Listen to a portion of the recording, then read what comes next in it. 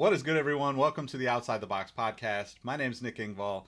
If this is your first time checking out the podcast, this is a podcast about sneakers, but it's not necessarily about what's releasing, what's hot, and what's not. I like to talk about the kind of ins and outs of the business, talk to people that work in the footwear industry, talk to people that have had interesting journeys throughout the footwear industry, and kind of give you a different way to think about sneakers. On this episode, I get to talk to my friend Megan Ann Wilson, and what I love about our conversation is the many different aspects of the business that she's worked in, and we talked about her journey. We talked about how she just likes to try things out and kind of see what works. And I really find it fascinating because she's been a archivist for a sports media company. She's been a designer. She's been a stylist for professional athletes all over the world. She's been she's just done a lot of cool shit, and I think that is what I get out of this conversation. But we talk about her journey. We talk about her going to footwear design school. We talk about her being on the first ever, to my knowledge, reality sneaker TV show.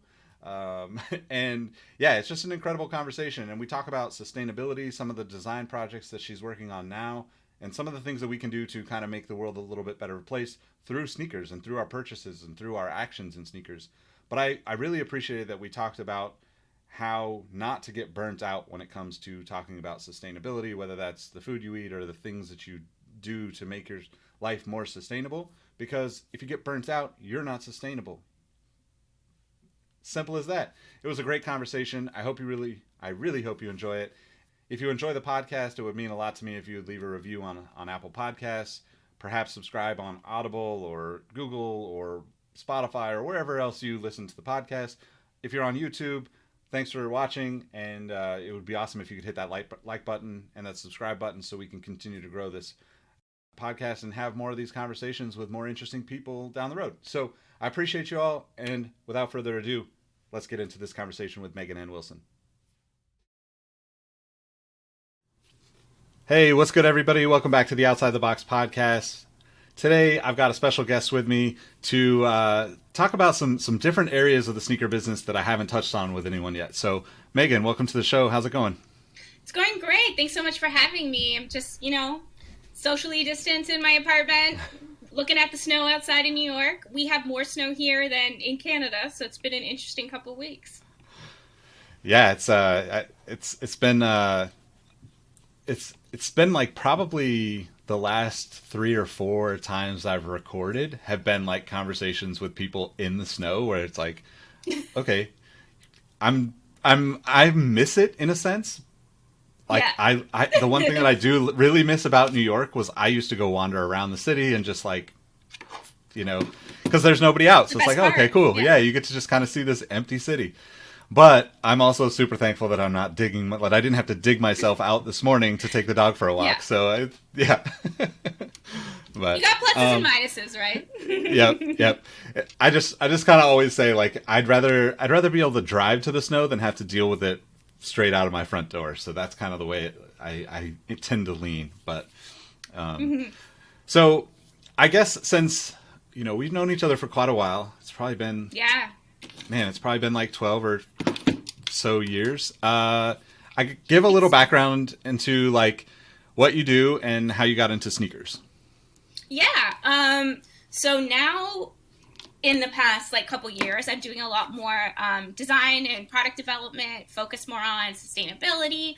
And I specifically kind of work at the intersection of sports, fashion, and sneakers. And now sustainability has been part of it, and just trying to kind of not necessarily reinvent, but kind of like pivot the manufacturing process. So it's just better on people, better on the environment, and sustainable in the sense it will be around forever. Not that it's how it is now where it's waste, right? But originally I got into sneakers because partially because of sports and things like that. Like a lot of, people, I'm 35 now, but I was on, whether it was Nike Talk or LiveJournal and all these different forums like Super Future, talking about shoes, and because of a mix of, loving basketball, but also being a skateboard kid. And I originally got into actually working in sneakers because I started a blog and through Twitter, through She Got Game. And then I ended up writing about basketball style and sneakers for the basketball blog at the Score when it was still a TV station and not just an app. So I started writing about that. And then from there, I did more and more blogging, had my own blog, the She Got Game blog, originally on WordPress. And then it just kind of went from there and eventually came to New York, studied sneaker design. And then I had already been styling here and there. And that's when I realized, like, hey, I want to do style and sneakers with a sports influence rather than working in sports and kind of focusing on that. And from there, it kind of, grew and changed and to where I am now. Yeah, it's awesome. It's been crazy too, because like, I think, you are one of those people, like, we're very similar in the sense that we just like see all this stuff going on and we're like excited to get involved in it. And like, totally. I really admire that you've kind of chased a lot of those things to I don't think of it as like you have to chase it and do this to certain level of success. I think like it's best if you see something you like and go check it out as far as you need to either decide I'm going to go further with this or I'm going to step back and try this other thing. And sometimes I think that gets lost in like translation to the younger generation that looks up to the people that, that see you or I going to events in the normal life and like thinking about how do they get involved. But it's like sometimes that process is really kind of fascinating to me because not everybody is even willing to step outside of that comfort zone to look at what else is there, even if it's right there in the next lane over and they can clearly see there's some cool things happening. But I guess like how did the blog kind of facilitate some of the stuff that happened? Because we both kind of came up in a time where like blogs were a huge deal, right? Like I would say probably the most important aspect of the internet at the moment, right? It was like right before Twitter came on or right as Twitter was kind of becoming a thing. There was no Instagram. And so like, what was it like doing that on your own? How did you approach it? And then also like, I know that turned into, opportunities for you to kind of like make money in this that you didn't have before. So walk us through a little bit of that, I guess. Yeah. So in terms of starting the blog, it was something that I was always passionate about, being someone that grew up, watching sports and always being excited about the jerseys, about shoes and things like that. And it really started because when I was working at the Score, originally an archivist. So basically, the job is to look through all this tape and find different pieces to give to the editors and give to the reporters and really build a story from a visual standpoint and sometimes from audio. But, there's like a really great call, like, oh, I know that dunk, we would broadcast, record different broadcasts. Like, let's say the Giants won, we're like, okay, let's get that Giants local broadcast because we know that's going to sound better than like Joe Buck or whatever, right? Yeah. So it was really about, really getting really granular in some ways about sports. And within that, because I had studied radio and television arts at Ryerson and done a semester abroad in Germany during the World Cup, that's when I started doing more design courses, and I was making up my own kind of like costume design and art direction courses at Ryerson. They have them now, but at the time they were like, yeah, you can have a credit if you just like run the art department. Cool. Like I just wanted to be more creative, within broadcasting because there are certain parameters, like it's got to be 2 minutes, you got to go to air, it can be really structured. So when I came back, and I was pretty much ready to go study fashion and really go whole hog because I was like, oh, I've always wanted to be a designer. I didn't think I had the skills. I'm going to go to school, and I got accepted to a program in Montreal. And then I got offered a job at the Score. So I took that job and I was like, okay, I'll start styling on the side. I'll start doing that. So as I was doing that as like a side job while working in archives, I would complain all the time about like jerseys, about sneakers, and I would constantly be talking about it. And this is 2007. So right around when Twitter was starting up. And so being in a newsroom, they're like, you should join Twitter. So I was like, okay, I'll tweet here. And then it was like, I'll be She Got Game because sneakers and, basketball and sports and game can be style, game can be sports. Cool, right? And so it started from there. And as I started tweeting, I slowly started building a following. It's not like now, everyone talks about sports and fashion, but there were no tunnel walks. There were no, at this point, players were starting to hire stylists, but it wasn't really known. People didn't really realize, LeBron had hired Rachel and that D-Wade was trying to work with Kellyanne. Like this wasn't a niche that was really explored yet. So I started blogging about it because basically everyone who worked with me was like, okay, we get it. Write about it. And it just became an outlet for me. So more and more I started doing it, and I started, styling more and offering to style some of the on-air talent. And, it was a way to then meet, athletes and have a bridge. And because Twitter was still so new, it was a lot more personal. Like now it's so massive. Like, is this person really who they are? But at that point, I feel like there was kind of like more of an authenticity because people were still learning how to use it. It was kind of that early adopter stage. So that was kind of, fun to be a part of. So at that point, like I said, I was, started writing for, it was called Nothing Easy after Zaza Pachulia, the basketball blog at The Score. Later, Basketball Jones, and now they're the Starters, came on. And so I kind of, contributed for them. And that was kind of like my side hustle in that sense. So I didn't really fully monetize it until when I kind of had that realization where I was like, I'm really tired. I was at that point at The Score, I was an assignment editor. So it's like bringing in feeds and like basically also being kind of like a mom to like reporters in the field, like here's your hotel, here's here, and I was okay at it, but there was, I would basically work those shifts and then give myself a press pass, go report about style and go interview Amari, like that what I would do for fun, when I wasn't working. So it just got to the point where I was like, okay, I need to find another outlet. So I had started blogging a bit for some other, sneaker blog sites, and I was getting to know people like you and other people in the community, and, writing for different outlets. And eventually I was like, I really want to, start blogging more and maybe look into design or styling full time. So basically I tried to get fired, and then I used my severance from getting fired to go to the All-Star game in LA. And so that was the first time I got paid as like, like a roving reporter. And that's like when Li-Ning and a few other like Chinese brands had their first unveiling. So I have all these videos, and Ron Artest had his when he launched Ballin. So it was like this weird time in sneakers where there was, if you were willing to like kind of put the time in and be super passionate about it, there was a lot of stuff to cover because not many people were kind of like really there. It wasn't like now where everyone was talking about it. There was still a lot of, room to grow. And I firmly believe too, like everyone can have a niche. There's room for everybody, but it was just like a good time to be in it. Like you said, we're really exploding. So at that point I was like, okay, what I'm going to do. So I would write for a few sneaker sites, and then eventually going, and studying, Pensole at Parsons, and studying sneaker design because I wanted to feel like not only, could I be a footwear designer, but also I wanted to make sure I had that authority because I was definitely, a bit of like a know-it-all and a huge nerd. And it was just like, okay, I want to learn everything. I want to know everything. I want to, make sure I feel like an authority. I think that's partially just because when you love something, you want to learn everything. At least that's me. But also being a woman in the industry, people automatically thought because, oh, well, you didn't go to college to play basketball. You must not know anything really about basketball. Why can you talk about it if you don't play? When there's plenty of guys who talk about basketball who've never played. But, I knew that there was a little bit of that, like, let me make sure I can be as informed, but also, it's still a bit tricky now, but there's not like a platform like here's every job in the footwear industry. I didn't really know where to start. So I figured Pensole was a good way. And then after doing that, that's how I kind of got my first NBA client because I pitched that project to Chris Douglas Roberts and he liked it so much. Then I did a few like free errands as like exchange for like his feedback, like go to Flight Club. And I was like, oh, I'm already going to all these places. I know all these like sneaker nerds in New York. We're cool, and it expanded my network and I stayed in New York for a summer.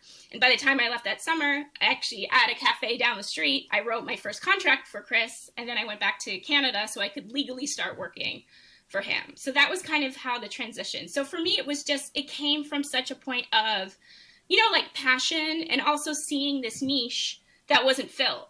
There weren't a lot of people writing about it. There was like UniWatch, there were a few guys, and most of the other analysis that was out there would be like hot, not cool, like very, not really like league fits now, but it wasn't real in depth. It wasn't like, oh, this is from this Prada line, that's why it's interesting. Here's where it got sourced. There wasn't a lot of depth to the coverage, and I was like, oh, I can get in there and also, basically teach myself to be a stylist because it's something that you don't really go to school for, there are some programs here and there, but I just kind of learned as I went and I didn't really have anyone I could, intern with in Toronto that I knew that especially in menswear. Maybe there's a bit more now, but when I was coming up there, it was mostly just, women's wear editorial and that was it. So I just kind of trained myself and went from there.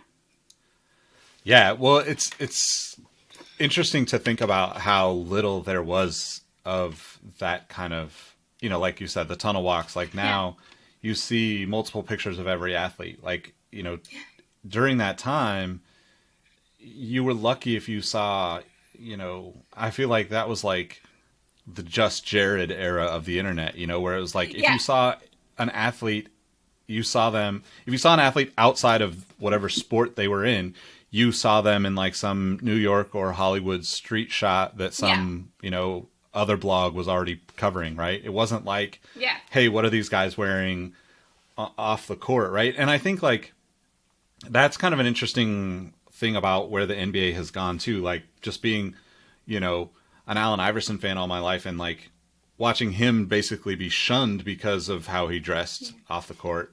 And then to come to this point where like now the NBA has to like acknowledge that, hey, this is we're not selling basketball shoes the way we were, I know that like those are different companies, but like in general, they're not thinking about like that, but they are thinking about like, hey, Cactus Plant Flea Market or whatever these other hot brands are that need to be shown off the court because they're trying to latch on to some of that energy that comes with these, collaborations and these other creative, people that are out there. And the players want that too. So you can see like the, just the trying to connect things. And it's really interesting too, because like on one hand, like I'm sure that whole world of, since you were so early to it, it was probably super challenging to just even find the right people to work with and people that understood the value of it. But then it's also probably, at least for me personally, it seems like a more exciting opportunity to get into the design world anyway, right? Because it's almost because everybody's doing it. Like you said, there's always room. And I totally believe the same thing. It's like, there's so much going on. Like, there's going to be 1,000 people eventually doing the same thing on the internet. They have no connection to each other whatsoever, but it's just the nature of human interaction at this point. But, what was it like, trying to, like, my assumption is it's like you're dealing with like big personalities on that side of things, right? So like you as a stylist trying to say, hey, this is something that has value that you might not understand as coming from an athlete's perspective. And then, vice versa, like you probably having to, reel it in sometimes. And so like, what were some of the challenges for you dealing with the athletes on that level? And then I guess like, how did you end up, kind of moving towards the design stuff after, as that kind of progressed for you? Yeah, well, so much of it came from building that network. And I want to make sure I don't understate that I don't think I would have a career without Twitter, or I don't think I would have the same career without Twitter, and I definitely know that, especially when you're younger, there's that, if you're an independent entrepreneur, it's like, I'm self-made, I did it all on my own, but like, I know I wouldn't be where I was without my network, without Twitter, without, people taking a chance to work with me, without going to Pensole, all these things. And, now that I'm older, it's way easier for me to look back and be like, oh, they were right. Or, oh, yes, that's what I should have done more of. Like I could go through all the regrets I have for blog days. Like, why didn't I post more? Why didn't I go to this event? Or why didn't, all that. But it was really about network in the sense that, getting to know people on Twitter, and so many of us who are on basketball Twitter still were there, like 10, 12 years ago, like when we met, and that really became part of it. It was, photographers and social media guys, reporters got to know me as the fashion girl, so if they saw like Jimmy Goldstein at a game, they'd be like, here's a photo. What do you think? Oh, here's what Russ is wearing. Guys would tweet me and be like, hey, Megan, what's he wearing? Like, still a couple times a week, I have someone messaging me being like, hey, can you tell me what this guy is wearing? And I don't do as much of that anymore, partially because I don't have the bandwidth. But, that was something that I was known for. And part of that, especially when I was coming up, it was almost like you kind of have to put yourself out there a lot. You have to give a lot of energy so people know, okay, you're the person, rather than doing it once a week. It was like every day I have to be on. Like, I remember tweeting about Russell Westbrook's, like fishing lure Lacoste shirt when I was in the hospital because I got a concussion. Like, I was just so obsessive about it because, to me, I felt, not that I had like a responsibility to tweet about it, but I was like, this is really what, really drives me forward. And at that time when I first started, I don't think I necessarily saw a full big picture.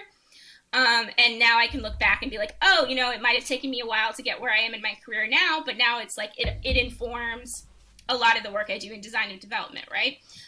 So definitely in the sense that it was hard, sometimes it was hard because a lot of people, and I think you still see it now, but not as much, right? You know, people be like, who gives a shit about what a guy's wearing? Like, why do we care about his outfit? Why does this matter? You know, oh, it's flippant. You know, I think a lot of people, and you see that even with people talking about sports who aren't sports fans, like, oh, I don't get it. Oh, this game is stupid. You know, it's not for everyone, you know? And I think that was something I had to realize, that even if certain broadcasters or certain people I pitched didn't get it, that doesn't mean nobody gets it. You know, and part of it too is when you're early to something, you have to remind yourself, like, yeah, you'll get 10 no's, but if you get one really great yes, that's worth it. You know, you just kind of have to kind of stay the course, and also remember, like, oh, is this something I'm really passionate about? Do I like doing this? Okay. And that'll kind of, you know, keep you going, because part of being early is that you are going to fight, you know, with people to be like, this is good content. This is interesting. Like, look at the response, you know? And part of it too is just building a network. So that was probably the most frustrating stuff going on. You know, I would go to events and they'd be like, we're not going to cover fashion. And a year and a half later, they'd have a fashion reporter, you know? So it was something that it was difficult for me. And it's, you know, it's easier to sometimes blame, like, oh, if only I was a model, or if only I, you know, worked for this network, you know, but, for me, it just came about like, okay, let's kind of like stay true and build from there. But I mean, I know I couldn't have got there without like a certain, like reaching out to a network and kind of building that. And there are, like I said, like certain things I was like, oh, I wish I was more targeted or more careful or more consistent. But like, those are lessons that you take and, you know, you grow later. But I think, yeah, it was part of being early too. It was exciting because you started realizing people would then constantly ask you questions. Like even today, you know, my best friend Terrence is like, does the league still have a dress code? He's like, I think you're the only one who knows. Like, you know, like we still talk about this, you know, constantly. It's still a constant conversation, you know. All right. So Terrence, you're coming on the show with me. Yeah. He has to. I know he's going to listen. Yeah. So yeah, definitely. I'm like, oh, I should probably text him back, whatever. But it's, you know, it's one of those things. And that's someone I've also known about, you know, over 10 years because of Twitter. So, yeah. I mean, I think we need to I think the other lesson too, in terms of like being early, is like, look to your network. And I think so often we want something that like, oh, if I only know this person, if I only reach this person, like Issa Rae said something about like building with like your community and building at like your level and not always worrying about like chasing like, oh, I need to talk to the president. Like, well, maybe your friend's the VP. Maybe you can work together. You know what I mean? Like this idea of like working together, sharing resources, seeing where it goes. Like, I think it's good to be competitive against yourself and having standards, but I don't think you have to compete with everyone in the industry, because that can end up, you know, really backfiring.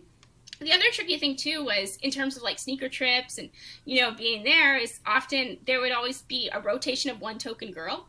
You know, like one trip would be Jazzy, then be me, and then maybe it was Anna later when she came up. You know, like it was always like this weird rotation of like bringing people in. Now it's a little more inclusive, and now I'm seeing, you know, more girls at events, but that was also part of it, was understanding and at the time being okay with like being passed over, but you had to realize that a lot of these big brands aren't going to be really able to change right away and really able to adapt right away. And I think that's one of the great things about the NBA, and one of the reasons, I've worked with in the NFL and baseball and hockey and MMA and all these different sports, right? But basketball has always been about, it's a team sport, but they do celebrate the player because you can actually see them on court. There's not a giant helmet.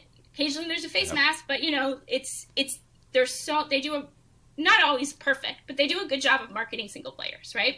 So I think for me, it felt like the most direct way to talk about fashion, and it's the reason why I think it's, you know, eclipsed soccer as like the big fashion sport, right? It's been the one that people look to, and then the NFL started kind of copying them. Now the NHL and the MLB kind of are. So I think being in basketball was also really advantageous for me, because I think if I tried to do it in the NFL, who are really rigorous about like, you have to wear either, you know, one of these brand polos if you're going to be here, like they're a lot more strict about dress codes and stuff. So I think part of it too is timing, right? Because this is, like you said, this is when players, because of Allen Iverson, we had the dress code, right? And then this was when players were coming back to finding their side. And now they wear outfits. If they want to wear a suit, they do. But they would have never done this, a few years ago, because their whole idea was like, I don't have to wear a suit anymore. I'm going to figure out my way around the dress code. And I used to have players tell me, it's a former Mavericks coach, I won't say which one, when players were not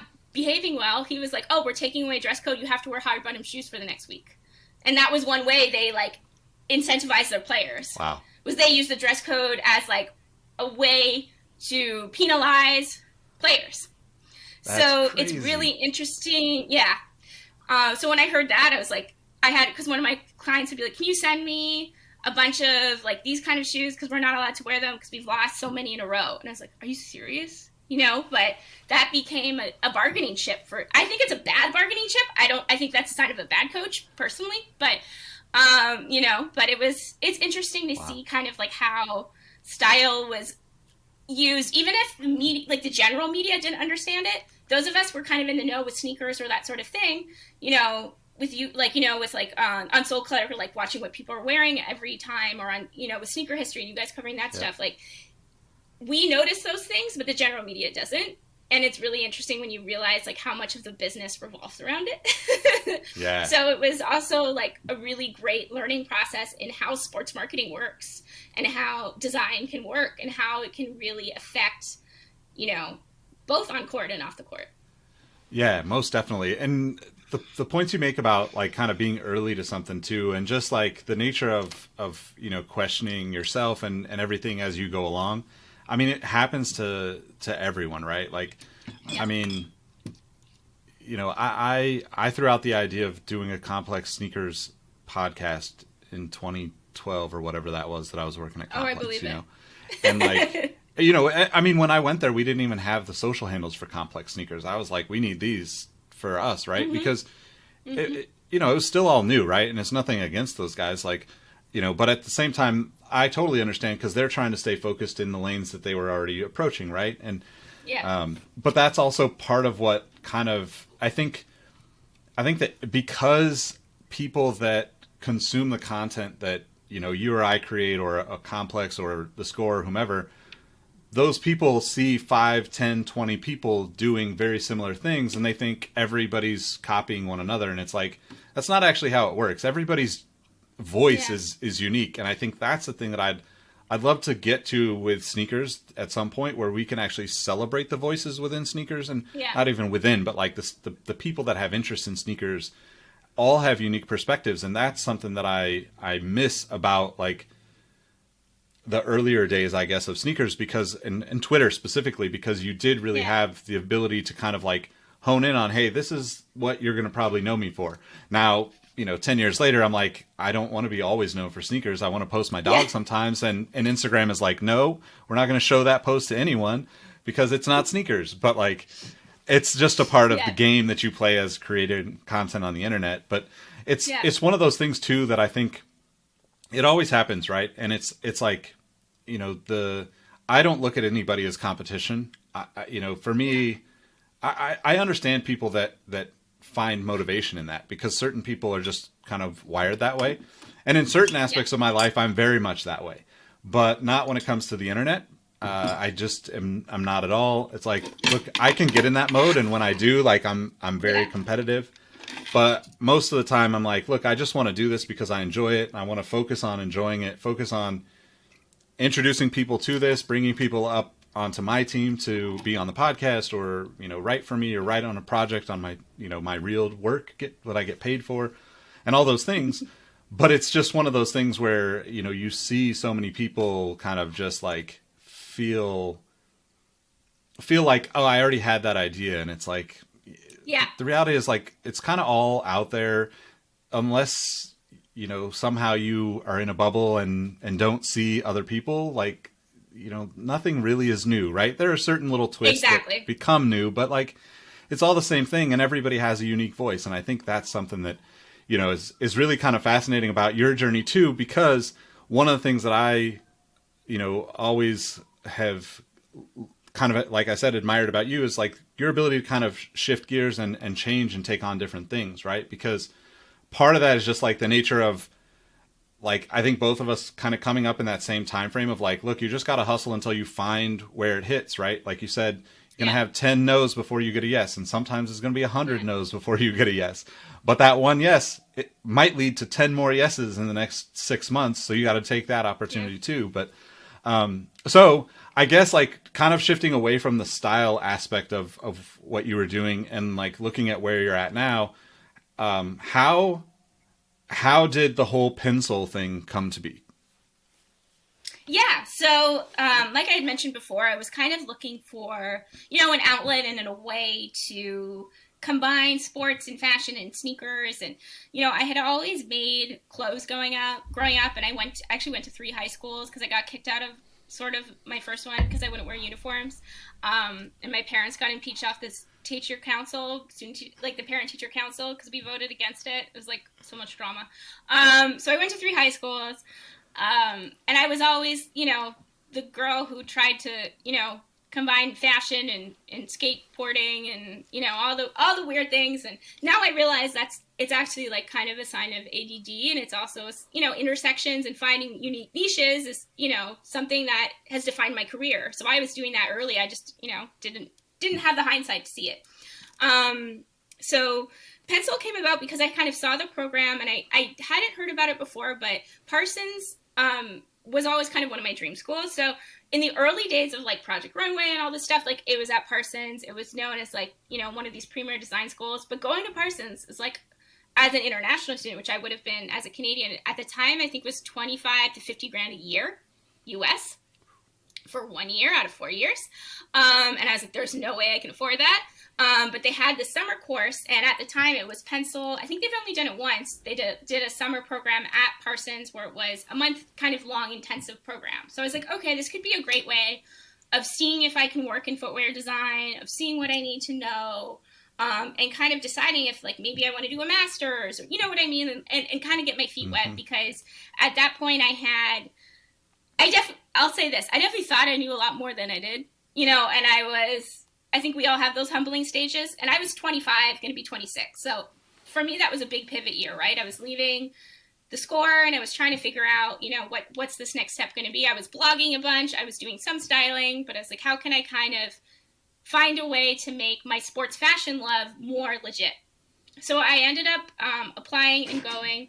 And, for the most part, it was mostly industrial design students that were, probably like 5 years younger than me, who were doing it as a summer program, and they were like product designers and they wanted to do a footwear specific program rather than, people who were older who were like, now I'm like, oh my God, I was so young. But, at the time I felt so old when everyone was like 19, 20, and so I was like, okay, like, and they all had a slightly different skill set. I was the only one that kind of came from blogging and styling rather than hardcore design. So the first week was, and Pensole then is different than it is now. Now you kind of have different streams, right? So you have footwear design. So the closest I would say to that would be like an industrial or product design. So that's what people think of when they think of footwear design. It's like, very clear sketches.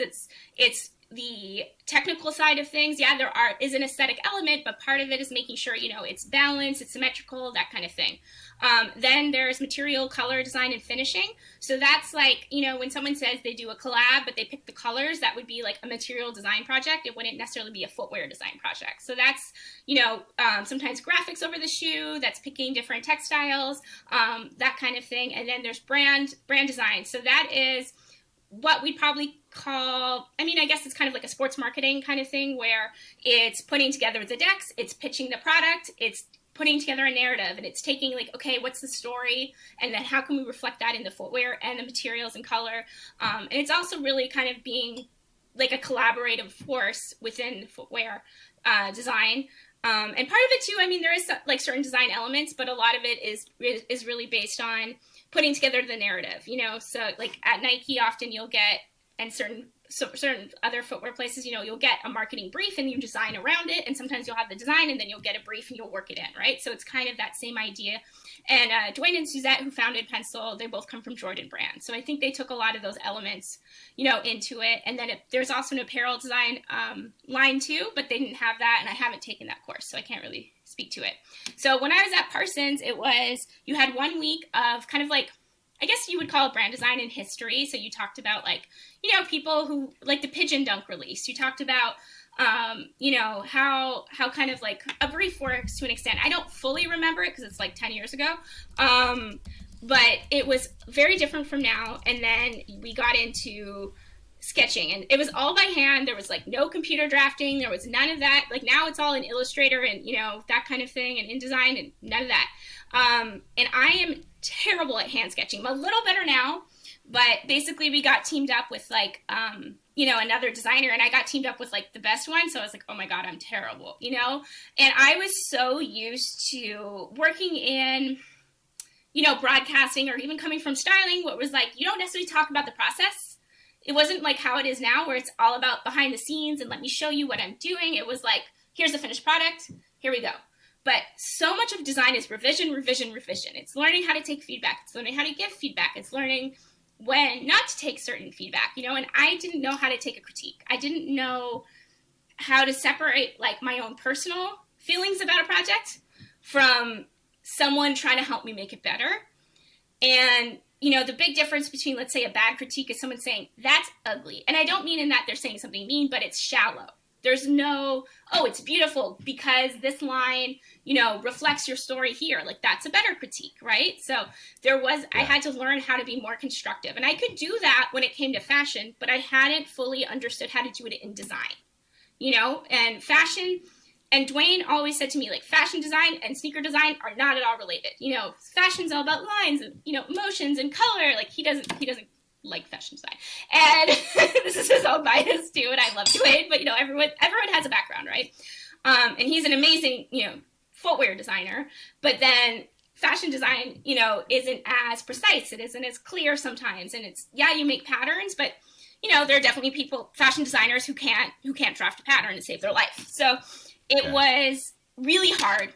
It was very humbling because I had to really learn, you know, how to hand sketch and how to work with proportion, and something I'm still not great at, but also part of it was really empowering, that I was like, oh, I can collaborate with people who are good at this, and I still have good ideas. I can do the brand design, I can do the materials, and it really clicked when Suzette came, and it was only a couple days, but finally I felt like really seen by it, because it was like, okay, like, you know, we're going to take these swatches and like, this is where the technology can come in. So I was like, oh, I can still be forward thinking and use materials. I can still, you know, understand trend and show it in color. For me, I can still, you know, design and work in footwear, but it's just, my strength was not on the industrial side. And I didn't really put that together till the end of the project. And my project was, you know, designing a luxury sneaker for Tom Ford. And at the time they had none. I went to the boutique at Madison Avenue and was like, okay, well, how would you do it if you did do it? Oh, how do you do your shoes? Like, would you do a bespoke program? And at that time there were, I think they bespoke at Nike, like end of 2000s, right? Or like, yep. I want to say like, so it was around then, but there wasn't a lot of programs like that. So to me, I was like, oh, this is going to be high end Nike bespoke, you know, and most people didn't even know you could get those appointments. You had to really be a, you know, a shoe nerd and want to spend, what was it, like over $1,000 to get a custom AF1, you know, and pick those swatches. So for me, that's how I kind of envisioned it. And it was like, oh, the only people that would buy this are athletes. You know, to me, that was a perfect customer. And then I used that to kind of, and I used my Twitter network because I had interviewed Chris before, and it was like, hey, I'll name it after you. You know, really, it was like, let me appeal to his ego. You know, that's what athletes love, you know. So it was a great way to, then I learned how to take feedback and how to work in, you know, an athlete's, you know, wants and needs for something that wasn't on court, but that was personal. And so I kind of, and then when I pitched it, Soleil, who was at Versace, and I think he's freelance now, was like, oh, this would totally work. This makes sense as from a sports marketing brief. Like, this is where probably it's going. Like, you know, I think a lot of luxury brands are starting to do sneakers. Then he did all the luxury sneakers for Versace, you know, so I was like, oh my God, this guy understands my brain. Like, he gets it, like, you know, and I've really admired his career path. So him, at that point, I think he was at Cole Haan. So him just coming in and getting the project was super affirming for me. And I don't think I realized it at the time, like how much I, you know, needed to hear that. Because although a lot of the other designers that I worked with were like, oh, this is like a, you know, super technical forward thinking. It was really cool. But mine was one where I was like, okay, I want to actually, I understand these markets. Will this sell? And that's when I was like, oh, I understand product marketing. I understand this. Even if I didn't fully even get it when I was pitching it. now I can look back, I was like, oh, I understood. And now within like 3 years, Tom Ford had sneakers, and a couple of them kind of look like the one I designed. So it goes back to that idea, like, yeah, I don't think they copied me at all. I don't think even anyone in the boutique probably talked to them. But when a lot of things are happening, like, you're going to catch on to trends. Just because two people have the same idea doesn't mean you copied each other.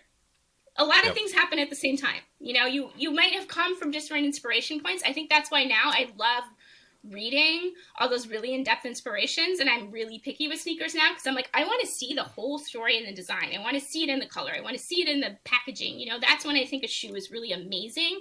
And why I love footwear so much is that you can really have an entire narrative in something that you can wear that's functional. Like, what other piece of clothing does it? Nothing does, you know? So outside of maybe like a car, but even then, like, you can't put a car in your bag and bring it up somewhere, you know, like shoes are so iconic in that sense, you know, especially in sneakers. So for me, it was really humbling, but it was really great because it really showed me other opportunities, because it's, now you can kind of see on like the Nike links and listen to podcasts and, you know, go on Clubhouse and find out other sneaker jobs. But it was really hard to understand, what does a footwear designer actually do? You know, what does a developer do? And even then, it's still not, it can change from company to company. You know, a developer at Nike is going to be different than a developer at an upstart brand, you know?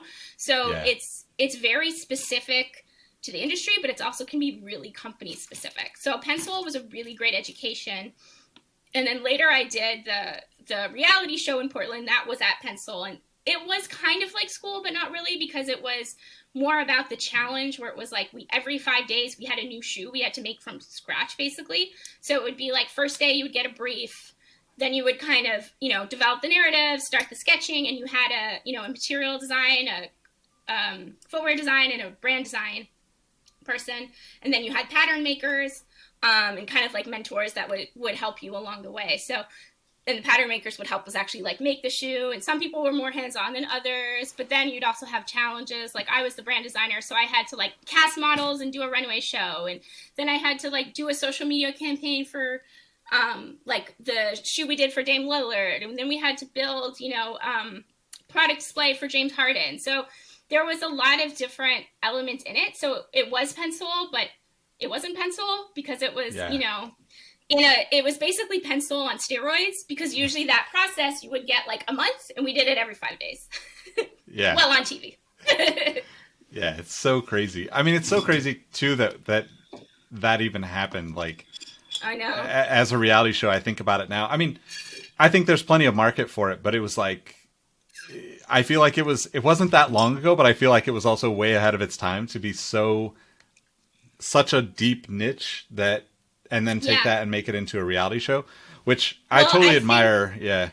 Go ahead. I was just going to say, I think that's why, I mean, there was a few reasons why I think it didn't do as well. We still found a niche market. I still have people emailing me, sending me DMs, being like, oh my God, I loved you on the show. Or people who will meet me and then text me later, like, oh my God, I knew you, but I didn't know where. But then I had this gif of you on the show, you know. And I mean, I got a lot of camera time because clearly I'm not shy. And I had so much TV experience that I knew how to give the right answers. Most people would just be like, no, okay. I'm like, you have to give a full sentence. And then they'll leave you alone the rest of the day. Like, just give a few clips. They'll not bother us, you know? Yeah. But I also got sick and ended up in the hospital twice and had surgery later and almost died. But that's something else. But, you know, it was, I think it's, again, that being early, you know, in the sense that people... Now I think there would be more of an audience for it, you know, but it was on YouTube. They called it YouTube Red, which already people thought was like RedTube porn. They didn't know what it was. They only had 2 episodes without it, you know, and they had some decent, you know, guests come on. You know, we got to meet, like, Macklemore was on, Ashley Graham, Dame Lillard, you know, Eddie Wong. So, like, you had some decent talent come through, but I think it was early, and I think also... it was just a matter of like marketing the right way. And I think they didn't really understand how to reach that ideal market. And it lived on complex sneakers for a bit, but I think a lot of the people I was on the show with, I think they thought it was going to be bigger than it was. And going in, I was like, I'm going to get a work visa. I'm going to, get some more experience.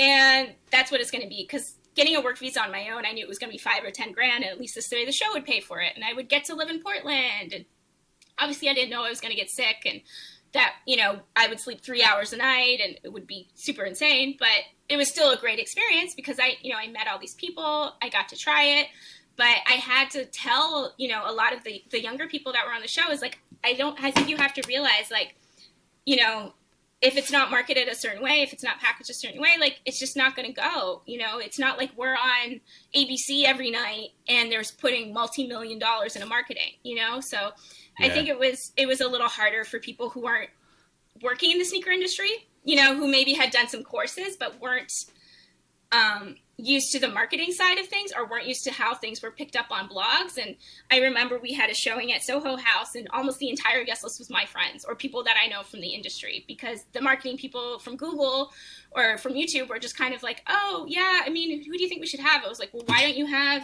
all these writers, who I know? Why don't you have all these people come in? And I think part of it, there was just that disconnect. Like, there was a part of me that I was like, oh, if you just let me run it. I was like, no, don't work for free. Don't work for free. Don't work for free. But I think again, it was that kind of like being early and people not really understanding how to do it. But that was the same with Project Runway, right? Like the first couple seasons, people didn't know about it, and then it got steam. And I think part of it is when you sign up for something to be in the first, season, you have to be okay with the fact that you might not get numbers. You might not, and that someone might get it later, and you can't really hold that against someone who is cast at a later time, and I think that was a tricky part for a lot of people. Like, it would have been nice to get more, out of it, but I kind of like, I'll use it for what it is and kind of move on. But that's just part of being early to something, is you have to be okay with if it hits or it doesn't hit, and just enjoy it for what it is and not expect yourself to be famous just because, you sign your life away for 2 months.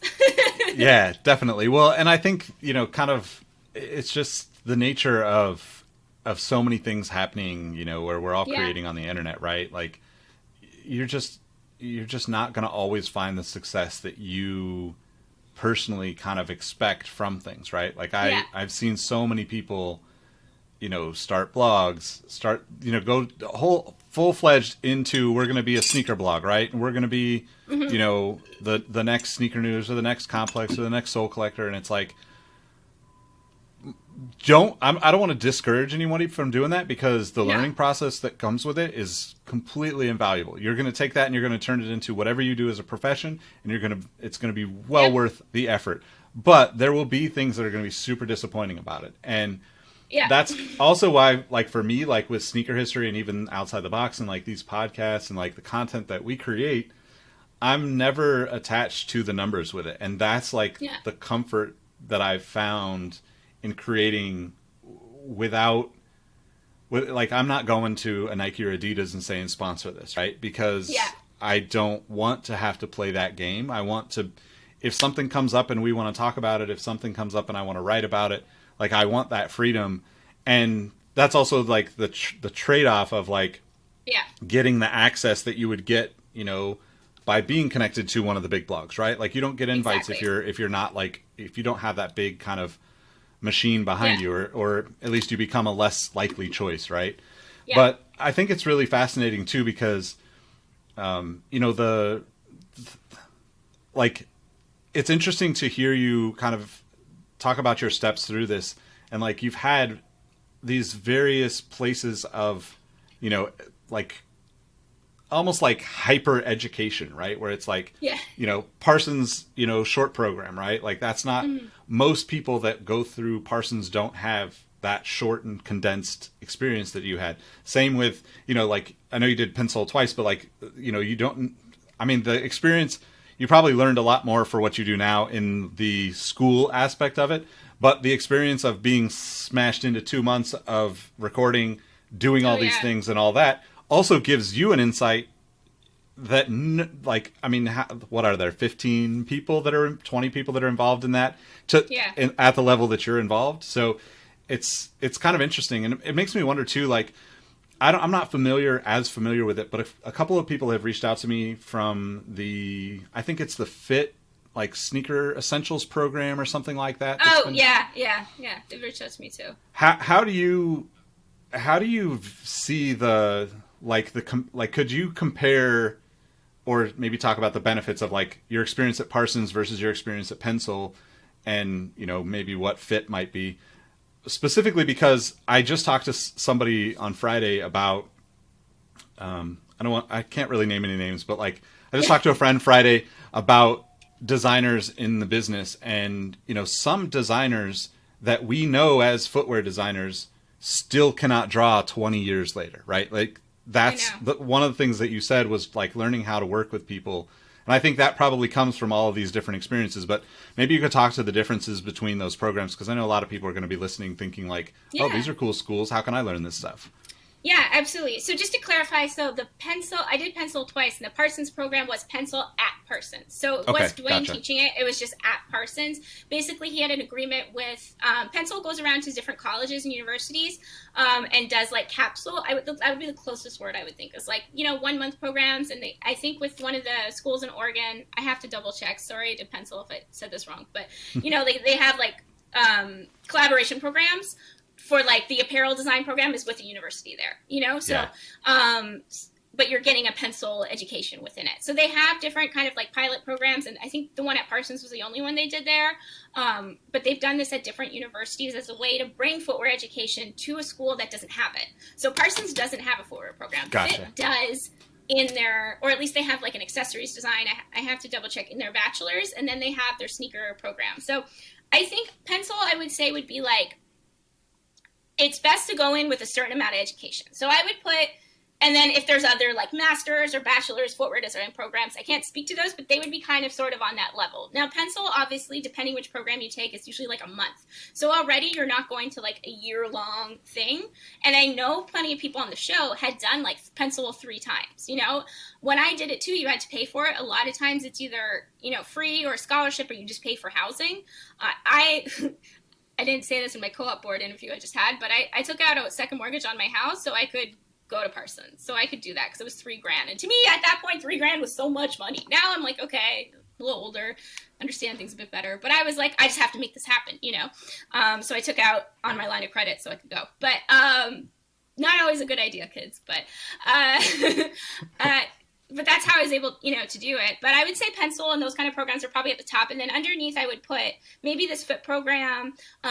I know for a while, Sean Williams, they had like their Obsessive Sneaker Design had like a program where it was more about like learning kind of about marketing and like how the industry works. So something like that could be a really good primer. I know they were doing it on Zoom, and I think FIT would be there too.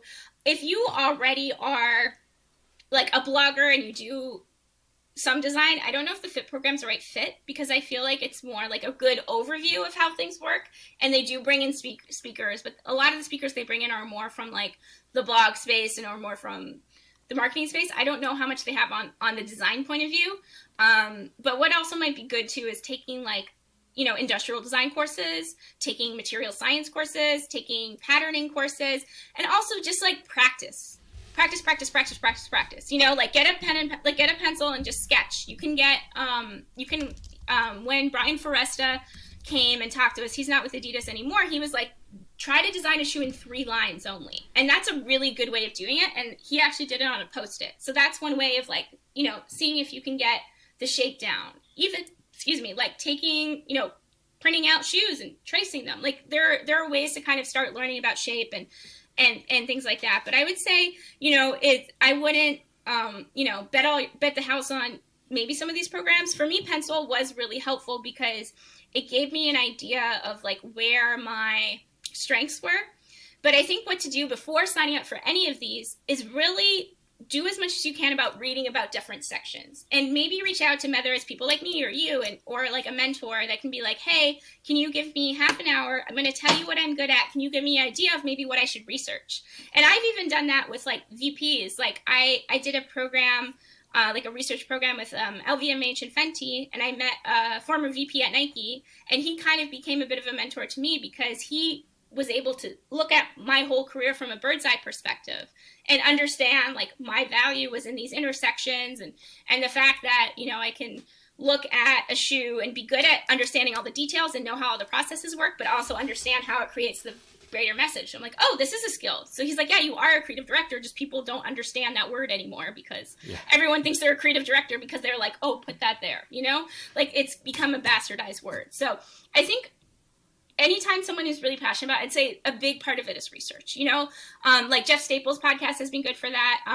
Someone definitely. who I talked to, and she was kind of helping me a bit, was Drika, who is now the CMO at Timberland. So I had talked to her through my other contact at Nike, and her episode about intersections is really interesting to get an idea of kind of how things work when Nike had with the energy program. So I think a huge part of it is kind of understanding it, and then from there, seeing where you fit in. You could do Pensole without a ton of experience, but I would say maybe if, like, say you're going to go for brand design, learn Keynote, learn Illustrator, learn InDesign. I learned InDesign during the show. I had worked with it a bit, but I basically taught myself at like 3 a.m. how to use all these programs, Catalina, who was on the show with me, she's like one of my best friends, and she like helped me because she was in materials and color. And so we would just sit, and I was like, okay, I'm going to figure this out because my teammate fell asleep and I'm still up. It's 4 a.m. Let's finish it. I work well under pressure, but I wouldn't recommend doing all the time because that's why I got sick. But I think, and if you want to do footwear design, start, looking up tutorials, looking up sketching. If you want to do materials or colors, even go to a fabric store. It's a little harder in COVID, but you can, some of these fabric stores like Swatch On from Seoul, Korea, you can like order swatch packs and then just cut them up and play with them. Like find your ways and reach out, Twitter, listening to different podcasts, like that sort of thing. But I would say for me, like Pensole is always going to have a place in my heart because it really helped me start my career. And I look back a lot of the lessons I learned from Dwayne and Suzette and some of the other people there, and I'm like, damn, Dwayne is right again. Like, I really had to edit. I really, this past year, I was able to get, a diagnosis for my ADHD. And for me, there was a part where I was like, oh, I wish I knew this when I was 15. But maybe I wouldn't have all these great experiences, and I wouldn't have done all these different work and get me where I am now. But, like Dwayne kind of saw it, but he didn't, like, push me. But now I understood why sometimes he and I also just have different brains, and part of it is also learning that maybe if you really want to be a footwear designer, but you're way more better suited to color, maybe try to work with what you're naturally good at. I don't think that doesn't mean you shouldn't take industrial design courses, but, try to work with how you learn and what you're receptive to. And I think part of it too is like, you're going to have to try a ton of shit before you find what you're really good at. There is so much stuff I've tried where I was like, oh, actually, I don't like this, or finding different niches. And where I'm at now, where I'm doing product development, where I'm doing design and consulting and still some styling, like I had to do a bunch of stuff to get there, but part of that was process of elimination. So I think also what I always tell younger people is make a list of everything you hate. What do you not like? What do you not want to focus on? And that will help you edit. And then you'll have a long list of stuff you love, but then you'll be able to be like, oh, that job has a ton of paperwork and I'm not good at that. What can I do that maybe is more focused on visuals? Okay, and go from there. And obviously, if you can, intern, assist, find a mentor. I personally learn best like doing the job. Some people learn best by reading, but I think that's really valuable if you're a creative person to really get in there and see how it works. And also be realistic that you might not get paid for years. Or you might not make good money. I think people assume like, I'm going to be a footwear designer, I'm going to make $100,000. Like, no, they make $50,000 to start.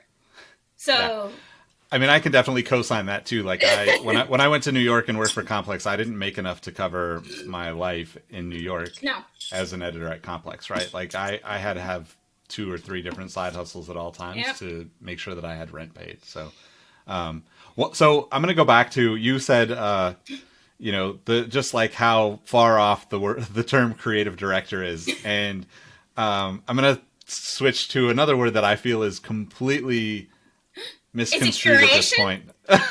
No, but that's another one. But sustainability, right? Like sustainability is a word that I feel like is for so many companies is like, oh, it's just a marketing term and we don't actually have any idea what we're doing. And so if you're listening to this or watching on YouTube or whatever, if you haven't checked out my conversation with Jeremy Green of Calling All Creators, he had some really cool insight into this. And I've been thinking the same thing for a long time. And I had this experience back in like 2007 or something when I was writing for Nice Kicks. And we got it was one of the first press releases I got from Nike that was like, this is a vegan Air Max 90. And the shoe was not yes, it was vegan technically, but it was basically all plastics, right? It wasn't Yeah. it wasn't in any way a good thing for the environment. And it's not a jab at Nike or anything. It's just like nobody was actually had the right mindset about these terms back then. And I think still sustainability, you know, Jeremy talks about like kind of like closed circle creation, right? And like having closed loop. Yeah. closed loop creation. And I think like that's like how, you know, now that you're in this kind of a different position where you're actually getting to deal with these things and address these things on the product development side, how, as you know, as most people listening to this, consumers, how can they like be a part of that change of that narrative, right? Absolutely. Because you know, some of the brands will eventually, you know, kind of change that, but like, I feel like I'm always picking on Nike, but they're just the top dog of everything, right? But like, I look at like the, you know, whatever shoe it was that just came out and it's like 25% recycle, the Cosmic Unity, and I'm like, 25% recycle, and I'm like, okay. What about all the Nike grind stuff they did that was 70%? Like, how is this right? You went backwards, exactly. I'm like, okay, so what is your experience with, you know, now working on that, like, you know, the challenges and how consumers can kind of, I guess, like, be more selective in their choices or be more supportive of the brands that are actually doing these things the right way versus just throwing sustainability in a, you know, a green label, a recycling label on their products? Yeah. Well, that's a great question. So not to be overly pluggy, but that's why I started my podcast and my newsletter, because I was yelling, much like why I started my original, you know, blog, was because I was yelling about it all the time on the internet, and I was just getting so frustrated with greenwashing in it. So for me, the reason why I started it, because a little background. I grew up in a super eco family. My mom is like an environmentalist and activist in that field. My dad is super left wing, you know, does a lot of like indigenous rights work. So for us, I've always grown up with cloth bags, recycling everything, composting. Like, to me, it's really important. And I think that's one of the reasons why I was okay with being stuck in Portland. I was like, oh my God, everyone composts. It's great. You know, I was super excited about other people because I like go through everyone else's recycling and wash everything and make sure, like, anyways, I'm a little crazy about that. So for me, it's always been a part of my life. And only in the past couple years, and I actually looked at my Pensole project that I did for the show, and it was all about like natural cork and eco materials. I'm like, oh, I've been doing this for years. I just didn't fully put it together in my brain, you know?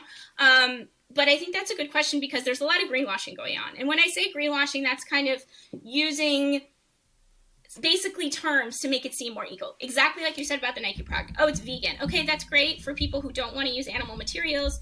But guess what? PVC, poly, all these kind of materials don't biodegrade.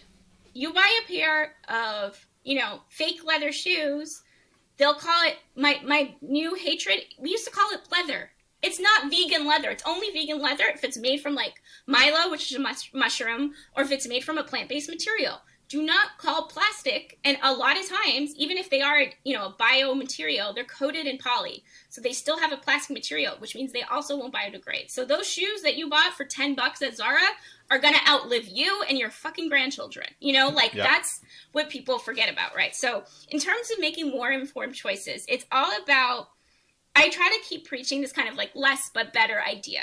So for a long time, and I was actually just talking to Russ about this the other day. We were both like, you know, you have to kind of find a way that doesn't, if you work in footwear, you work in a product space that doesn't feel wasteful, right? Like, oh, I don't want to, you know, in the middle of a pandemic, do I really want to tell people to buy more shit?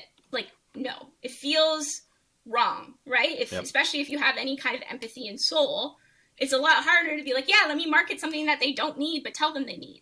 So for me, it's about making more informed choices and also understanding that.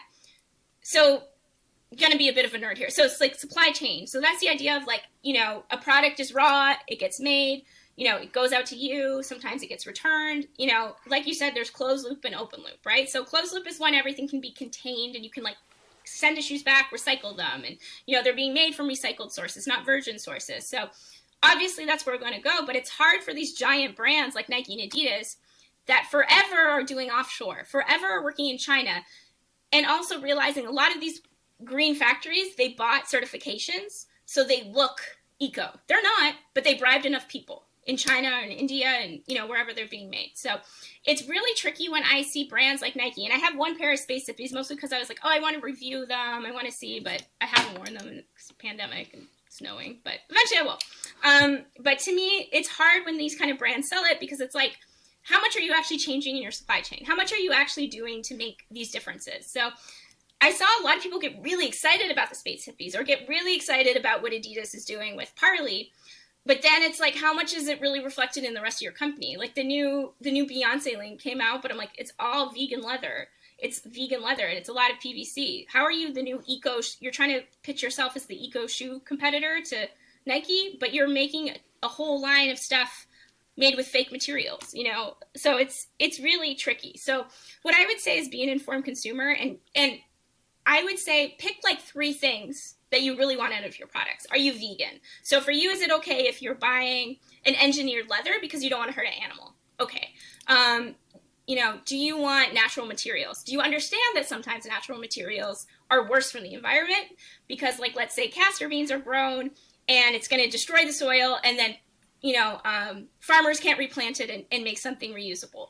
Or like, do you drink almond milk but then realize there's a drought in California and it's, ruining California if you're eating all the almonds? That's why I make my own oat milk. So it's kind of like finding, like, what do you really want out of your products? What's really important to you? Is it local? Is it, like I said, natural? Is it, not ordering from offshore because shipping creates a ton of carbon?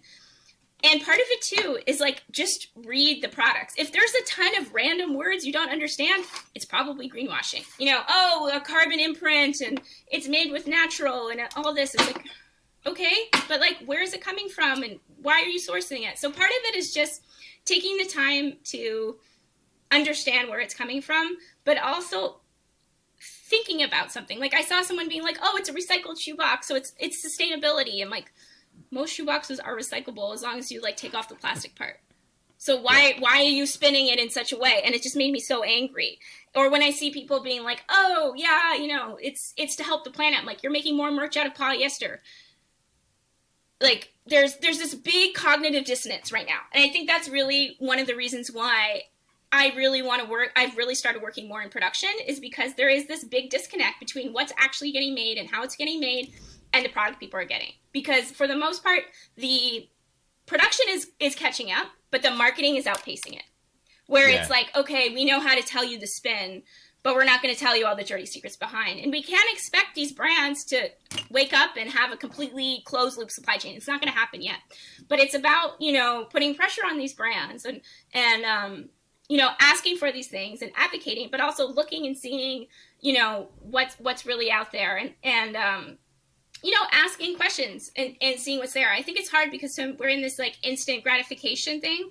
But I think one of the valuable things about the pandemic, it's forced us all to slow down. It's forced us all to, like, be like, okay, do I really need this thing? Because I want to save money because I don't know what's going to happen in the next year. Okay, so, like, is this bamboo really sustainable? Oh, it's coming from China and it's, getting sent by Amazon and they're, not great to their workers. So do I really want to support that? Or do I want to buy something vintage? So I'm just upcycling something, that's already made, and I can buy it from a small business, So it's kind of taking time and making more informed choices, and also, finding people in your life that maybe have some experience there, and you can be like, hey, is this okay? And I think it's kind of similar, and I don't know if you remember this, like when we were in, like, our teens and early 20s, like if it was organic, it was good. And organic means something different in every place. And that's what sustainability is now. Like organic, if you go to France, is like their version of the FDA certified, right? Like, it's very strict. And to me, I was like, oh my God, the food tastes so good here. But because it's very, strict about how stuff is grown and that sort of thing. But then you come here and organic's different in California. It's different in New York. It's, it's the same as sustainability. So I think it's about looking and actually seeing what the brand values are, because that will tell your story. And one of the startups I work with, we do sustainable capsule styling and wardrobes for women. And so we have a whole brand guideline. So we have our values. We're like, okay, we know if we are doing wool, it has to be, a certain kind of standard. And so certain brands aren't always going to meet for us. So that's why I tell people, like, come up with, like, your your wants and your needs, you know, like what do you really need out of a product? What would you ideally like? And that really helps with the editing process. And also understanding that, you know, if it's a giant brand pushing sustainability out of nowhere, like, are you okay with this maybe just being part, like the whole brand doesn't actually stand for this, it's only one product, and then you have to be like, is this really true, or is it just their version of greenwashing, right? So, I mean, that's a long, convoluted answer. Clearly, I think about this all the time, but a lot of my friends will send me like, oh, is this really eco? Is this really here? And you don't always know. And so I also want to say, like, don't beat yourself up too hard. The biggest thing when it comes to whether it's being more sustainable or green or whatever is little concerted efforts. And maybe it's just like, okay, I'm only going to buy bulk this week. And then you get into a routine and then you get it. And then it's like, okay, then I can add my next step.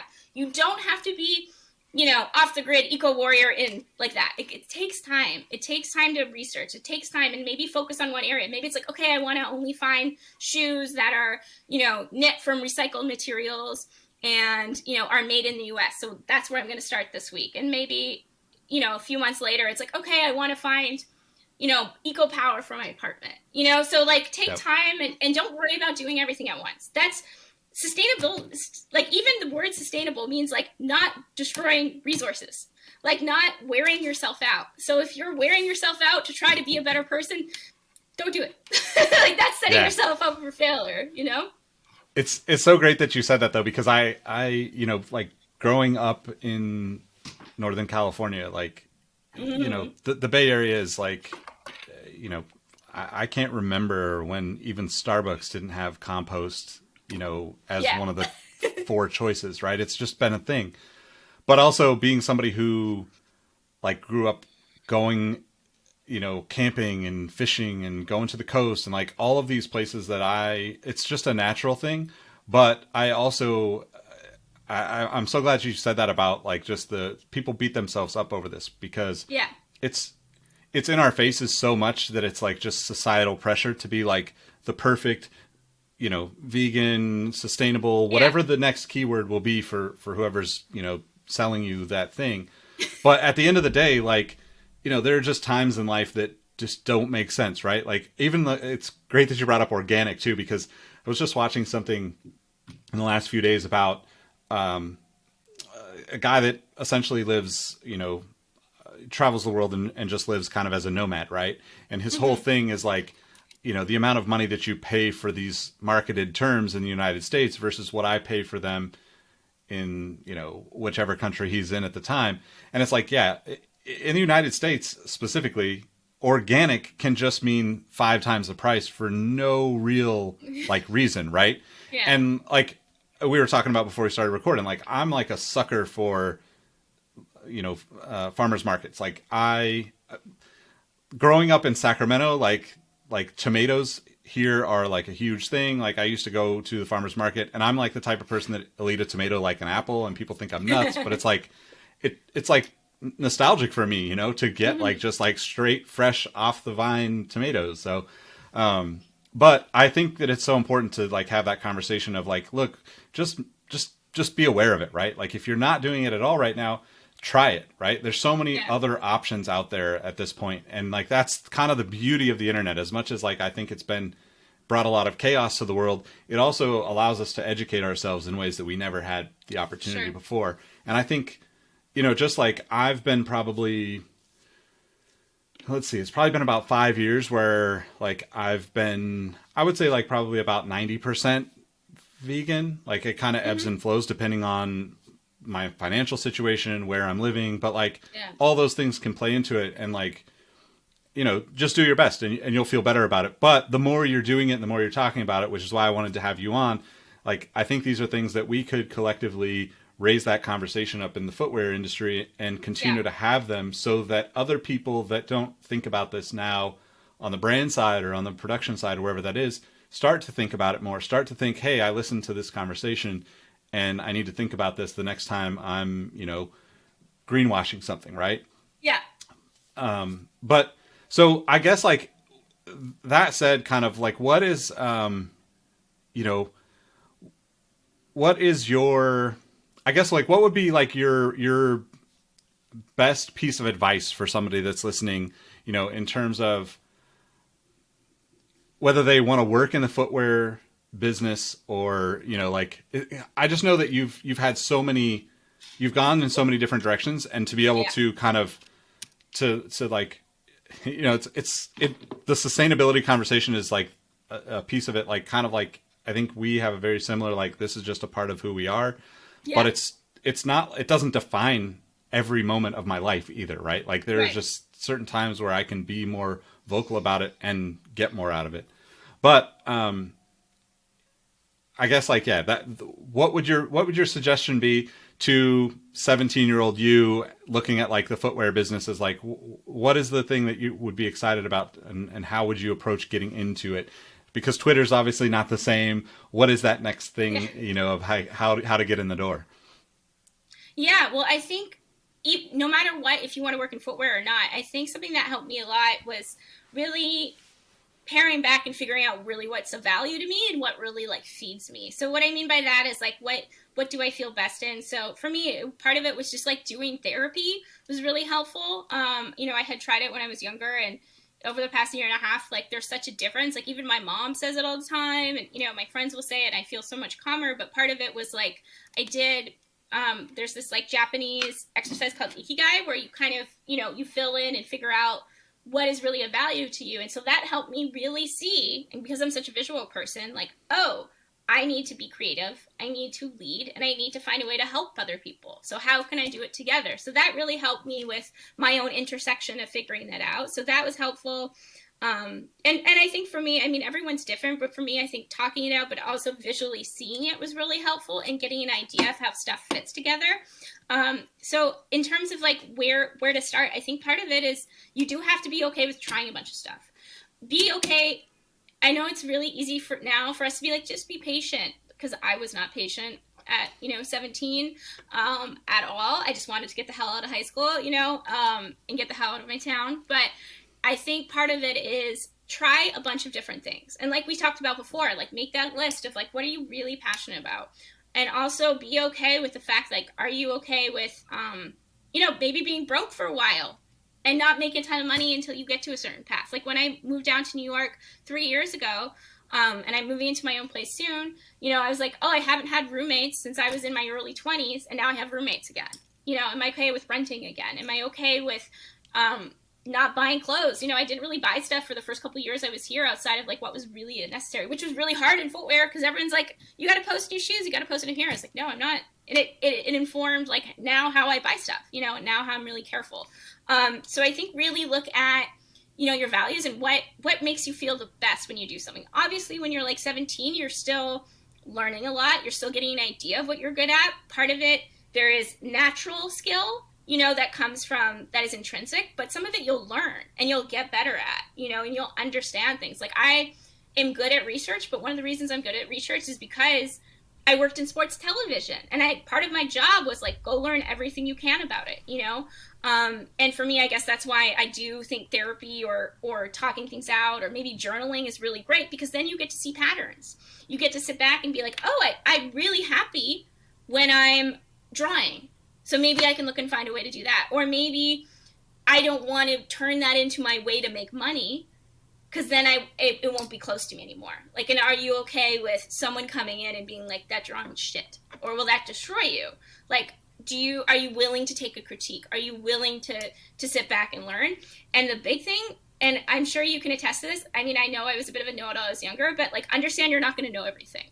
Understand there's so much more to learn, and that's part of the excitement, and that you don't have to all learn it at once. You don't have to stay up 3 nights in a row to get it. Like, I get it, we have deadlines, but don't destroy yourself in the process of doing it, because it will, speaking of someone who's it happened to, it'll destroy your health. Like when I was working at the TV station, I got hospitalized a few times for exhaustion, because I was just working nonstop, and I felt like I was in this race to be the best new sports fashion person, when in reality, if I had just taken time and build it sustainably, might have been better, so realize that old adage of it being a marathon and not a sprint, and learn to really enjoy process, really enjoy the steps. Like that was something that going to Pensole really taught me, was like, oh, I went to like the Louis Vuitton exhibit we had in New York that was traveling, and you saw all the iterations of the logo. It wasn't like they just woke up and like, there's the LV. It took them a lot of time to get there.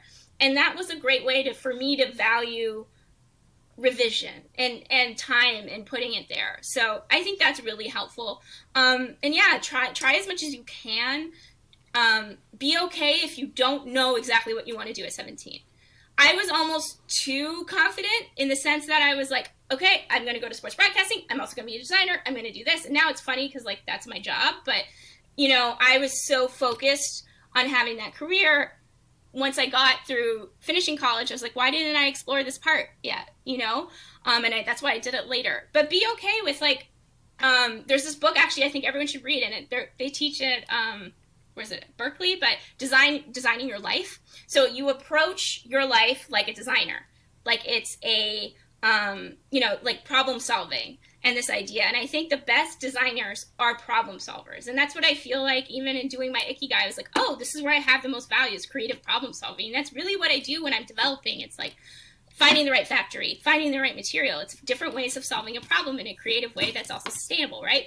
So for me, that's how I figured it out. But that book is really helpful. You can do like the PDFs, and it helps you understand, how to get more value out of it, how to approach things. And also the fact that like 70% of people don't work in the field they went to school for. So if you go to school to be an engineer and now you want to, be a broadcaster, it's okay. As long as it feels value in your heart and you feel like you can work and you're okay with the process and you're okay with that you'll get rejected sometimes, it's fine. I'm sure, and people are going to doubt you, and you have to be okay with that, and also understand like not everyone's going to be super supportive of you.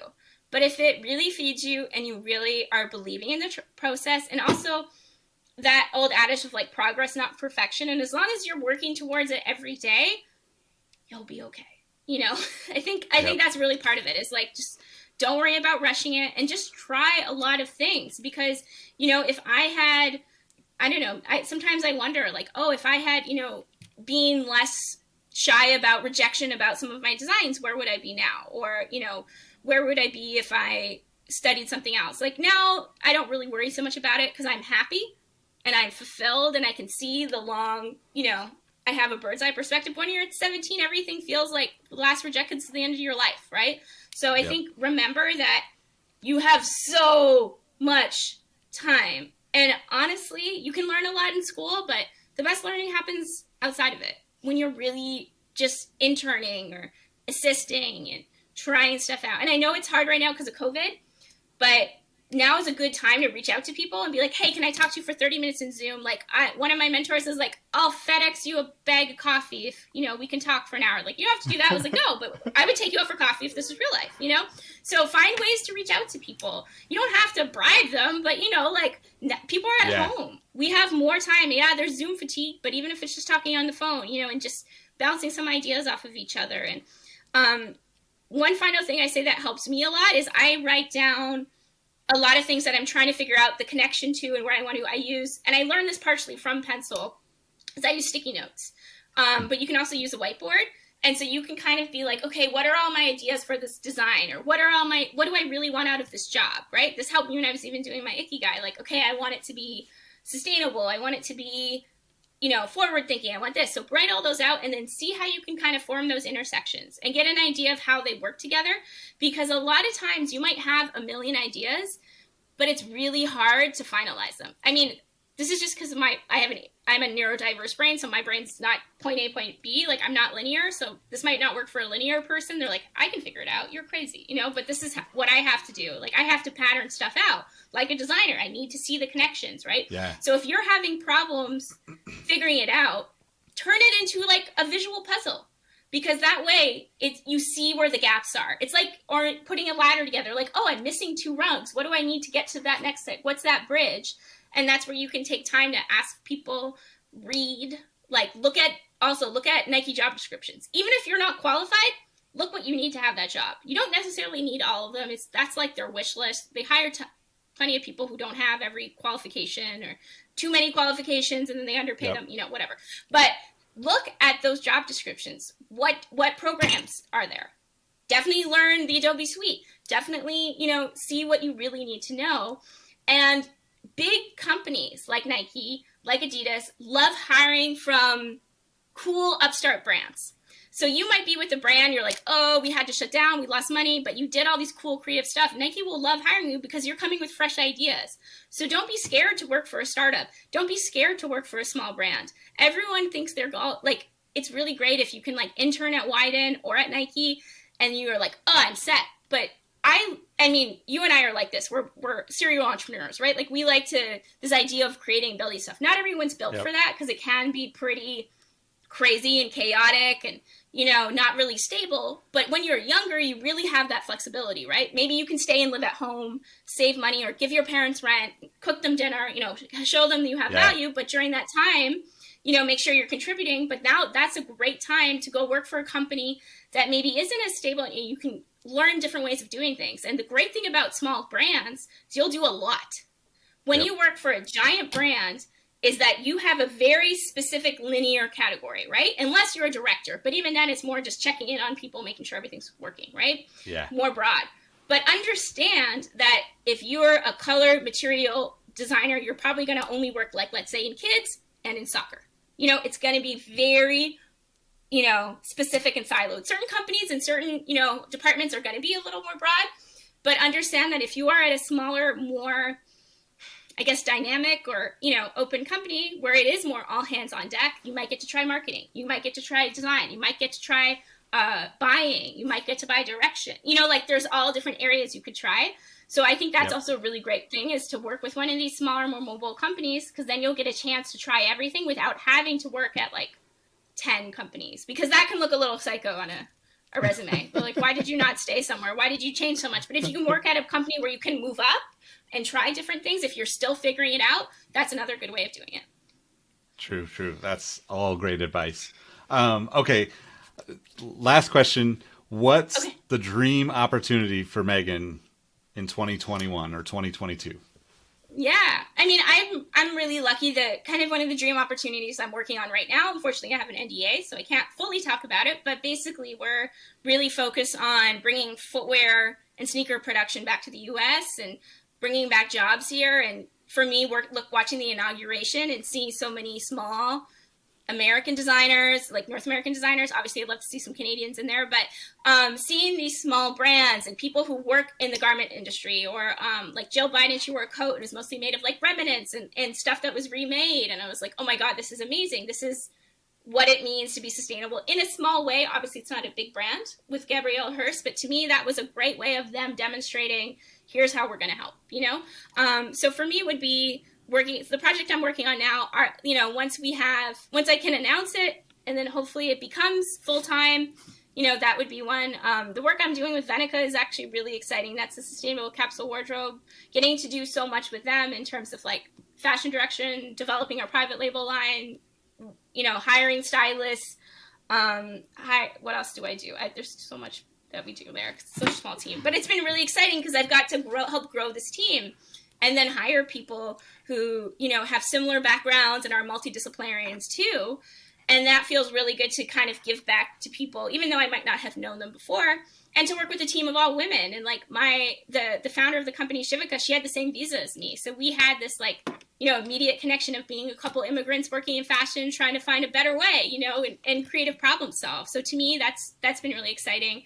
And other than that, I would just say, I would love to down the line, whether it's, collaborating on something that is more sustainable and doing more consulting and really trying to find a way to make, production and make product in a way that I don't want to say doesn't hurt anyone because that's really hard, but that has a more positive impact, that can ensure that workers are being paid well, that we're not shipping too far because that's not great for the environment. And I think just continuing to create or solve problems in a creative way. So the work I'm doing right now is very fulfilling. I'd also like to be able to have more time to do my podcast and newsletter. Yeah. So I think part of my dream job is hiring a team because I feel really inspired. So I would love to, be able to bring that to like, whether it's a studio or to collaborate with, some producers or something like that. And I've looked into hiring people, but because my main job's in footwear development and in fashion and I still work with NBA players, which is great, but I would love to like have a collaboration, let's say with the NBA, and help them develop sustainable jerseys with a major brand partner, find ways that help shift the supply chain, because it's coming, but it's never fast enough. And, part of that too is I do some mentoring and try to find ways to give back and make sure, because I'm always so inspired to see, people who are so self-assured and so excited. And I don't just mean young people, because, you can have a huge major career change after 40, just seeing people do what they can. And I think continuing to mentor. I know that's kind of a convoluted answer, but I mean, I feel really lucky because in the middle of a pandemic, I was able to kind of find my roles within these companies, and who knows, something can go under tomorrow, but I feel really lucky that I've been able to have that. And one of the co-founders of the company, there's this word, it's, what is it? It's I think it's Besherth, but it's like, it's destiny, but it's even deeper than that in Hebrew. And it was something that I think about a lot. Like, I found out while I was home, random tangent, that my great-grandfather actually moved to New York in the early 1900s to study leather making and shoe making. And while he was here, he played on a hockey team and also went to the Met Opera. That was like what he did for fun. And I come from a family that was like, and I only found this out because when I was home, my dad kept watching the free Met Operas. And he's like, oh yeah, your great-grandfather used to that. And he also played for the Canadians. He raced cars. Like, I definitely come after him, and like, I have to do 8 million things and a lot of thrill-seeking stuff, But I had no idea that and then I came to New York to put together sports and fashion and like arts, and we used to have a leather making factory in Saint-Saint in Quebec outside of Montreal, and that eventually shut down because of pollution and stuff. And I'm like, wow, like I'm literally like my great-grandfather's destiny in a certain way. Like, now I'm the one in Brooklyn and I'm pushing things forward. And instead of, shutting down the factory, like, how could we redesign the factory? Whether it's working with, engineered mushroom leather, whether it's working with, bio-based materials that, don't necessarily have a huge carbon imprint, all this stuff that's super exciting. So it gave me this new sense of feeling, in that, this is kind of history, and I am finding there, but I would have never known it if I hadn't spent this time with my family. If I hadn't,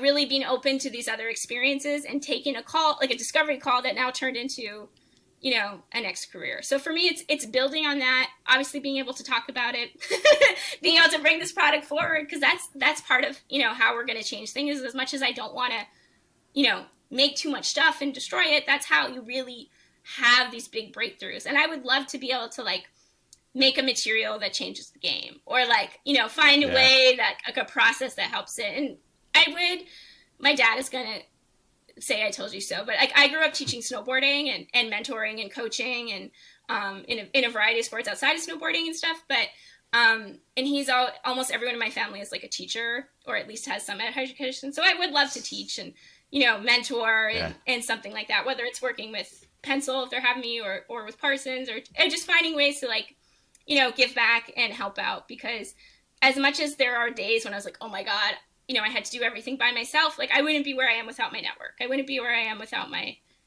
opportunities and friends and stuff like that. So if there's a way that, can continue to give back, I will. It's just like, I need more hours in a day.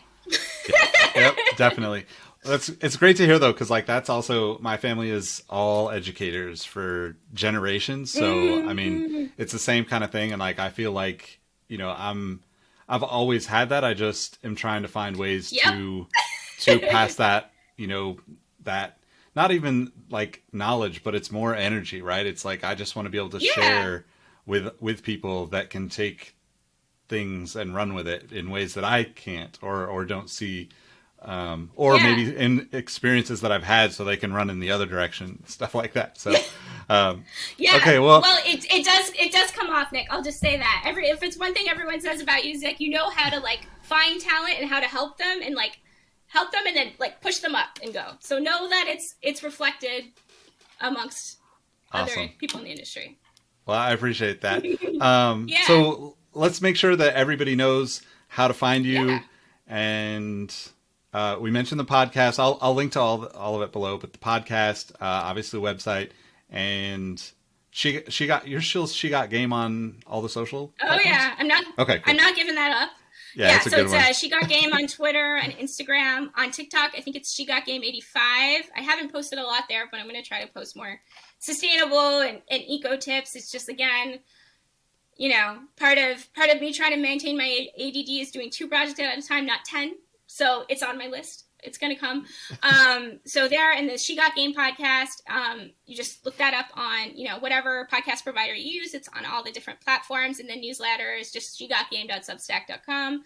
But if you just go to meganannwilson.com, all the links are there. You can go to my main site. You can go to the newsletter. You can go to the podcast and find it there. And hopefully the podcast will be back in the next little bit. I have a couple interviews I've been waiting on. It's just, life got in the way, and I had to focus on the stuff that was paying me today and the really pressing stuff. But it'll come back, and that's where I'm at. And feel free to reach out to me if you have any questions. If you don't hear back from me in a couple days, give me 48 hours.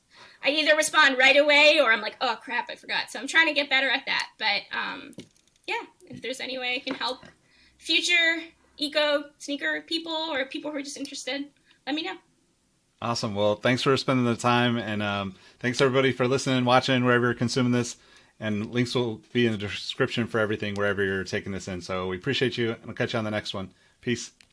Bye.